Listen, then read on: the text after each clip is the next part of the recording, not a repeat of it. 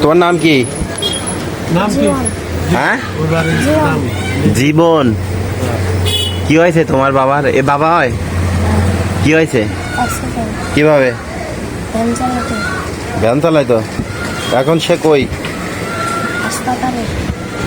এখনো হাসপাতালে আছে? কতদিন ধরে হসপিটালে? টাকা লাগবে 3 লাখ। বাড়িতে কে কে আছে? তোমরা কয় ভাই বোন? এক ভাই এক বোন। তুমি কি বড়? এদের দিক তাকাও।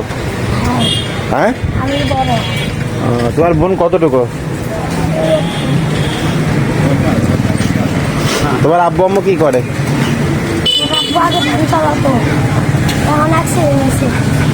তোমার আম্মু কি বাসায় থাকে? কত টাকা হয়েছে কালেকশন? দেখি একটু, দেখি, দেখাও। ও, মেলা টাকাই তো হয়েছে। তাহলে তোমাদের বাড়ি মোহনপুর? হ্যালো বন্ধুরা, আসসালামু আলাইকুম। সাথে আছি শিপন ভাই পাংশা। তো এই যে ছোট্ট একটা বাবু দেখতেছি যে ঘুরে ঘুরে সাহায্য তুলতেছে।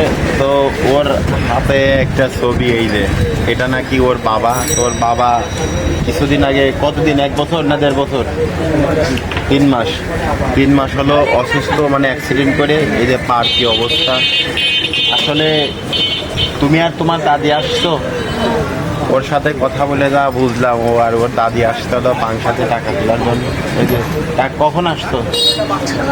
সকালে আসতো। খাইছো কিছু? রুটি খাইছো? যে ডাউল দিয়ে রুটি খাইছো, তাই না?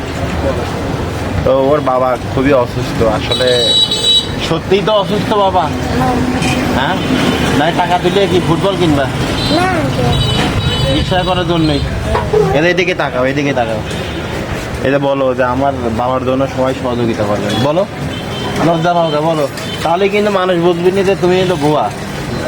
বলো বলো, এদিকে তো তাকাও, বলো, তাহলে কি তুমি ভুয়া? এদিকে বলো যে আমার বাবার জন্য সবাই দোয়া করবেন।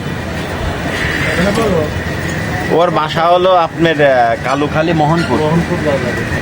তো ওর যদি কেউ চিনে থাকেন কমেন্টে জানাবেন। হলো পাংশাতে কখন আসতো? পাংশাতে সকালে আসছে, টাকা তুলতেছে ওর বাবার অসুস্থর কথা বলে। হয়তো আসলে চিনি না, হয়তো অসুস্থ হইতেও পারে। তো ফোন নাম্বার জানা আছে তোমার? ও, ফোন নাম্বারও জানে না। তাহলে তোমার এই ভিডিওতে তোমার নাম্বার দেবো কীভাবে?